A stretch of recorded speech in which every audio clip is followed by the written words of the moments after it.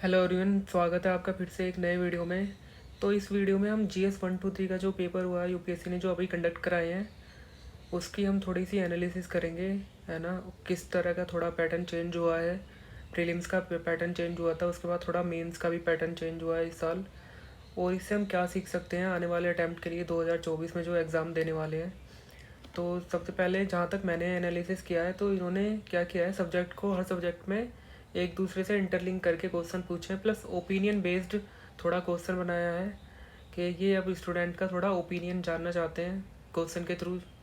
और थोड़ा जो है 1-2 साल के जो पीवाईक्यूज आए थे ना, पीवाईक्यू की थीम्स से थोड़ा बेस्ड होके थोड़े क्वेश्चन पूछे हैं इन्होंने। और जैसे देखिए हमारा ये GS 3 का पेपर है, digitalization digitalization in Indian economy, है ना। पिछले 1-2 साल से करंट में था, वो पूछ लिया। लैंड रिफॉर्म्स जैसे इन्होंने सिलेबस से उठा के पूछा है। एआई हमारा पिछले 5-6 महीने से एआई हमारा क्लिनिकल, कल भी शायद एक एडिटोरियल आया था। तो आर्टिफिशियल इंटेलिजेंस हमारा न्यूज़ में था, माइक्रो ऑर्गेनिज्म, बायोफ्यूल्स हमारा न्यूज़ में था।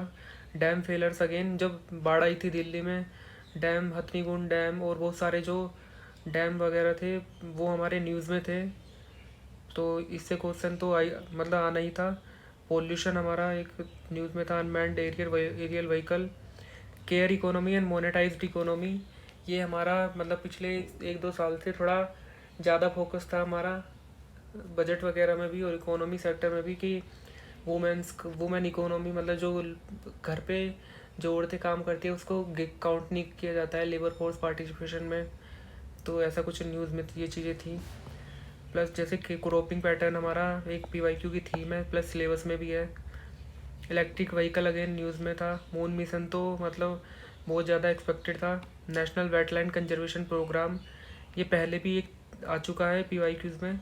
आईपीसीसी हमारा, फिर हमारा ये है इंटरनल सिक्योरिटी चैलेंजेस, अगेन ये सिलेबस से है, मतलब सिलेबस से उठाई हुई चीज़ें है। और नो मनी फॉर टेरर, जो ये कॉन्फ्रेंस हुई थी दिल्ली में, ये उस पर बेस्ड एक क्वेश्चन है। अब जैसे हम ऐसे का पेपर देखते हैं तो ऐसे में भी ना क्या होता है कि थिंकर्स के थॉट्स वगैरह, कोट्स वगैरह को डायरेक्टली पुट करके अब ऐसे देने लगे हो फिलोसफिकल टाइप के। लेकिन बहुत सारी चीज़ें ना सेम सी होती है। आप एक ऐसे के लिए प्रिपेयर करोगे, आप उसके चीज़ें उसका कंटेंट आप बहुत सारे ऐसे में यूज़ कर सकते हैं। जैसे इन्होंने इस साल भटकने से वाले गुम, सभी गुम नहीं होते, है ना। ये हिस्ट्री के बेसिस पे एक अच्छा मतलब अच्छा ऐसे आप लिख सकते हैं। ऐसे ही लास्ट ईयर एक रोमांटिक डेट वगैरह कुछ ऐसा क्वेश्चन पूछा था हिस्ट्री से रिलेटेड। इन्होंने इस साल दूरदर्शी निर्णय तभी लिए जाते हैं अंतर्ज्ञान और तर्क का परस्पर हो। लास्ट ईयर इन्होंने सेल्फ डिस्कवरी यानी कि अंतर खोज पे क्वेश्चन ऐसे पूछा था। जैसे वुमेन्स पे मतलब बॉयज़ विद डिमांड्स, और बॉयज़ और गर्ल्स पे मतलब थोड़ा इन्होंने क्वेश्चन पूछा है। तो यूथ और कंपैरिजन, वुमेन एम्पावरमेंट, इन पे यूपीएससी ने पता नहीं कितने क्वेश्चन पूछ लिए हैं पहले भी। एजुकेशन पे अगेन रिपीट हुआ है, यूपीएससी ने पहले ही बहुत सारे क्वेश्चन पूछे हैं सोसाइटी पे। तो ऐसे ना, ऐसे में सबसे बढ़िया चीज़ यही है कि आप पीवाईक्यू को ज़्यादा से ज़्यादा सोल्व कीजिए, उसी से आपका एक ओपिनियन और ब्रॉड स्पेक्ट्रम पे आप चीज़ों को लिख सकेंगे। अब जैसे GS 1 है हमारा, GS 1 में कुछ क्वेश्चन जो है वो मतलब लोग बोल रहे हैं सब कि डायरेक्टली एनसीईआरटी से उठा लिए, लेकिन वहाँ पे ना आप खुद ही सोचिए, जो पिछले 1-2 साल से बुद्धिज़्म, रिलीजन, ये सारी चीज़ें रिपीट हो रही हो और अचानक से वो थोड़ा थीम चेंज करके कुछ क्वेश्चन पूछ लेना बहुत डिफिकल्ट हो जाता है लिखना, फिर चाहे वो एनसीईआरटी से आया हो या किसी डायरेक्टली स्टैंडर्ड सोर्स से आया हो। जैसे इन्होंने डेवलपमेंट ऑफ एंशिएंट इंडिया पूछ लिया, फिजिकल जोग्राफिकल फैक्टर्स, वैदिक सोसाइटी, रिलीजन, मेजर टेक्नोलॉजिकल, ये थोड़ा एक थीम है, मतलब टेक्नोलॉजिकल, एडमिनिस्ट्रेटिव और थोड़ी कल्चरल सोसाइटल जो सिचुएशन क्या रही है हर एक किंगडम के दौरान, है ना। तो इन्होंने सल्तनत पीरियड में पूछ लिया इन्होंने। फेमस पर्सनैलिटीज़ पे अगेन देखिए, जैसे महात्मा गांधी और रविन्द्रनाथ टैगोर का इस साल क्वेश्चन आया है, वो डायरेक्टली थीम बेस्ड है, सिलेबस की थीम पे आया है। और हमारा colonial tribal oppression, socio economic affects of the introduction of railways, ये थोड़ा मतलब थोड़ा अलग टाइप का क्वेश्चन था, लेकिन हाँ इसमें भी कुछ ना कुछ पॉइंट्स हम लिख ही सकते थे। अब जैसे सोसाइटी है, सोसाइटी में बहुत सारे क्वेश्चन ना डायरेक्टली करंट जो मुद्दे चल रहे हैं उसी पे बेस्ड है। प्लस करंट में जो चीज़ें चल रही हैं जैसे मैरिज आप देखिए, जैसे same sex marriage plus marriage कुछ सालों से ना न्यूज़, कुछ महीनों से बहुत ज़्यादा न्यूज़ में आ रहे थे, ज़्यादा से ज़्यादा एडिटोरियल्स आ रहे थे, देखने को मिल रहे थे। तो मैरिज पे उन्होंने क्वेश्चन पूछ लिया। सुसाइड पे अगेन एडिटोरियल चल रहे थे, वुमेन्स में जो सुसाइड बढ़ रहे हैं, डोमेस्टिक वायलेंस वगैरह, वो चीज़ें न्यूज़ में थी। अगेन ये बेसिक ओपिनियन वाला क्वेश्चन है। मोबाइल फ़ोन्स चाइल्ड कर्लिंग से रिलेटेड जो है। कास्ट आइडेंटिटी एक लास्ट ईयर की थीम है, वो जो रिपीट हुई है। अर्बनाइजेशन मोस्ट कॉमन चीज़ें, मतलब वो मोस्ट कॉमन क्वेश्चन है जो हर साल रिपीट होने के चांसेस रहते हैं। ज्योग्राफी में देखिए, ज्योग्राफी में जैसे फ्रेश वाटर रिसोर्स, अगेन ये थोड़ा करंट में भी था, प्लस PYQ से रिलेटेड है। क्लाइमेट चेंज, फूड सिक्योरिटी पे अगेन एक्सपेक्टेड था। एब्जॉर्ब फॉर्म्ड, देखिए ये जो था हमारा NCERT में है, लेकिन क्या होता है ना कि कई बार वहाँ पे बैठ के ना चीज़ें याद नहीं आती है, और ना आप हर चीज़ें याद कर सकते हो कि ये पेपर में पूछी जा सकती है। तो उस लेवल से ये चीज़ें डिफ़िकल्ट है। Natural vegetation, south west monsoon कालपुरोइया, तो कुछ क्वेश्चन ज्योग्राफी में थोड़े डिफ़िकल्ट टाइप के से थे। अब जैसे पॉलिटी में अगर हम देखें तो NALSA, competition commission, gender justice, ये कुछ चीज़ें थी ना, मतलब ये करंट में तो थी, लेकिन PYQs में प्रीलिम्स में पूछी गई थी। इन्होंने MCQ टाइप में इन्होंने इस साल मेंस में पूछ लिया है। और जैसे ये था हमारा फंक्शनली जो अर्बन लोकल बॉडी था, ये फरवरी से ही बहुत ज़्यादा न्यूज़ में था। इस पर बहुत सारी डिबेट वगैरह क्वेश्चन भी चल रहे थे, एडिटोरियल भी आए थे। और 101 अमेंडमेंट, पता नहीं इस पर तो कितनी बार GST में पता नहीं कितनी बार पूछा है। Presiding officers of the state, ये भी थोड़ा न्यूज़ में था। गवर्नेंस में हम देखें तो वही चार, डिस्क्रिमिनेशन, वेलफेयर स्कीम्स, सिलेबस से बहुत सारे क्वेश्चन डायरेक्टली पूछे गए हैं करंट को रिलेट कर करके। ई गवर्नेंस और women's active and meaningful participation, women's का पार्टिसिपेशन। वुमेन्स तो देखो, मतलब इस साल भी हमारे PM ने उन्होंने बात करी है कि वुमेन लेड डेवलपमेंट की, तो वुमेन्स तो पिछले कुछ 1-2 साल से फोकस में था ही। IR में देखिए, जैसे नाटो जो SCO सबमिट हुई थी, इंटरनेशनल मैरीटाइम, ये थोड़ा मतलब अजीब सा क्वेश्चन था, लेकिन ये PYQ की थीम है, PYQ से उठाकर पूछा है उन्होंने।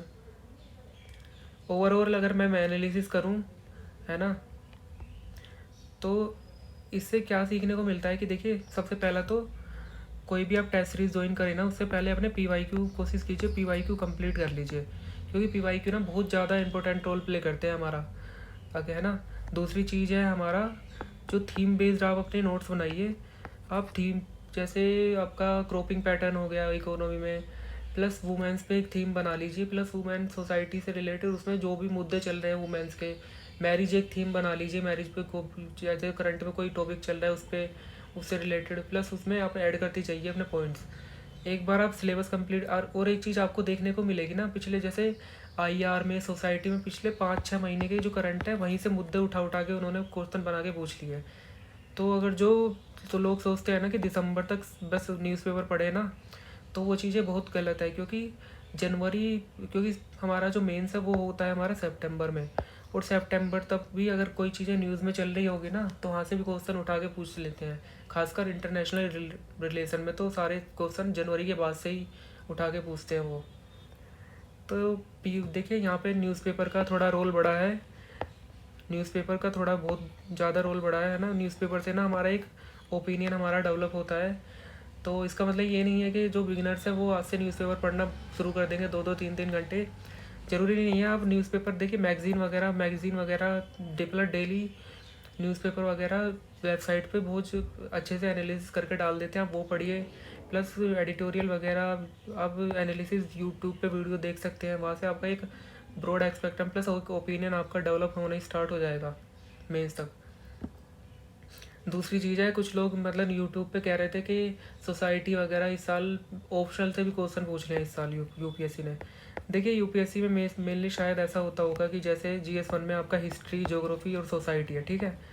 तो वो क्या करते होंगे कि हिस्ट्री के 5-6 क्वेश्चन बनाने के लिए हिस्ट्री वाले प्रोफेसर को देते होंगे, ज्योग्राफी के क्वेश्चन बनाने के लिए ज्योग्राफी के प्रोफेसर को देते होंगे, सोसाइटी के ऐसे सोशोलॉजी के कोई प्रोफेसर होंगे उन्हें देते होंगे। तो वो क्या करते हैं, अपना थोड़ा ऑप्शनल का टच लग देते हैं उसमें क्वेश्चन में। लेकिन इसका मतलब ये तो नहीं है ना कि हम ऑप्शनल पढ़ने बैठ जाएँ, सारे ऑप्शनल पढ़ने की वहाँ से मेन थिंग्स उठा के PYQ सोल्व करने लगे वो ऑप्शनल के, कि भाई इस पे ही अगले साल क्वेश्चन रिपीट हो सकता है ना। GS हमारा ऑप्शनल ही है, GS की आंसर राइटिंग अलग होती है, ऑप्शनल की अलग होती है। आप कहाँ तक को सिलेबस कंप्लीट कर लोगे, प्लस कहाँ तक आप ऑप्शनल पढ़ने बैठ जाओगे अब। तो ये बहुत सारे जो यूट्यूब में वीडियोस चल रही है ना, ये चीज़ें ना लोगों को भटकाते हैं, खासकर बिगनर्स को, कि उनके ज़्यादा से ज़्यादा जो बैच है वो बिके, उनकी कमाई हो, इनकम हो। तो ये क्या बहुत लोगों को भटकाने वाली चीज़ें हैं, ऐसा कुछ नहीं होता है। जो मतलब इसमें एक सिंपल सा ओपिनियन, नॉर्मल ओपिनियन वो चाहते हैं ना, ठीक है। और बहुत लोग ये बोल रहे हैं कि अब तो बस न्यूज़पेपर पढ़ना बिल्कुल ही कंपलसरी हो गया है, तो ये सारी चीज़ें भी झूठे हैं, है ना। हिंदी मीडियम के तो बच्चे मेनली इंग्लिश का न्यूज़पेपर पढ़ते ही नहीं, इसका मतलब तो हिंदी मीडियम से इस साल सिलेक्शन ही नहीं होंगे, है ना। सारी चीज़ें होती हैं, आपने कहीं से भी पढ़ा हो, आपने एनालिसिस देखा हो, कहीं से भी आपने कंप्लीट किया हो, आपका एक माइंड डेवलप होना चाहिए। प्लस इसमें आप योजना, कुरुक्षेत्र, वहाँ ये चीज़ें आप पढ़ना स्टार्ट कीजिए, जहाँ से आपको अच्छे अच्छे पॉइंट्स मिले, अच्छी अच्छी हेडिंग्स मिले हर हर किसी भी मुद्दे पे लिखने में। प्लस आंसर राइटिंग का बहुत बड़ा रोल है, ठीक है। आंसर राइटिंग का अगेन बहुत बड़ा रोल है इस साल। अगर आप आंसर राइटिंग आपकी स्पीड अच्छे से डेवलप नहीं हुई ना, फिर आपको चाहे कितने भी क्वेश्चन आते हो, वहाँ से क्वेश्चन छूटने ही छूटने होते हैं। प्लस 20 क्वेश्चन जैसे होते हैं, 20 में से लगभग 7 क्वेश्चन हर किसी को आते हैं, ठीक है, वो अच्छे अच्छे लिख लेते हैं। 5 से 6 क्वेश्चन तो ऐसे होते हैं मतलब जिसमें कंटेंट खींचना बहुत मुश्किल हो जाता है ना। जैसे इस साल मून मिशन वगैरह दिया है, प्लस उन्होंने आगे जाके विक्रम साराभाई वगैरह क्वेश्चन को ज़्यादा ऐड कर दिया। तो कहने को वो करंट है, लेकिन उसमें भी ना 15 मार्क्स का लिखने में 3.5 पेज भरना ना बहुत ज़्यादा मुश्किल हो जाता है एक्चुअल पेपर में। यहाँ पे बैठ के देखना प्लस पेपर में एक्चुअल में उस सिचुएशन में लिखना ना बहुत ज़्यादा अंतर है इन दोनों चीज़ों में। हम बाहर पेपर देखते हैं, हम बोल देते हैं कि ये भी PYQ से आया है, करंट से आया है, NCERT से आया है, ये तो हो जाना चाहिए था। लेकिन वहाँ पे लिखना ना, बहुत पेपर कंप्लीट करना भी बहुत बड़ी बात होती है। इस साल एथिक्स में भी बहुत सारी PYQ वगैरह चीज़ें रिपीट हुई थी, है ना। तो सबसे ज़्यादा जो मेन चीज़ है मेन से वो तो है आंसर राइटिंग, आपकी स्पीड और आंसर राइटिंग अच्छी होनी चाहिए। प्लस आप जल्दी से जल्दी रैंडम क्वेश्चन पे लिखना स्टार्ट कीजिए डेली। जैसे आपकी एडिटोरियल एनालिसिस देखते हैं, बहुत सारे जो यूट्यूब वगैरह है उस पर डेली आंसर राइटिंग कराते हैं वो लोग, कि आज का न्यूज़पेपर एनालिसिस कराया, प्लस उस पर एक क्वेश्चन लिखने को दे दिया। तो उस पर आप जल्दी जल्दी क्वेश्चन लिखना, स्क्रॉलिंग करना स्टार्ट कीजिए पेन से पेपर पे, प्लस जल्दी जल्दी लिखना स्टार्ट कीजिए, ताकि आपकी ओपिनियन के साथ साथ आपकी स्पीड भी फास्ट हो और सारी चीज़ें में ओवरऑल ग्रोथ हो। तो यही था इस वीडियो में।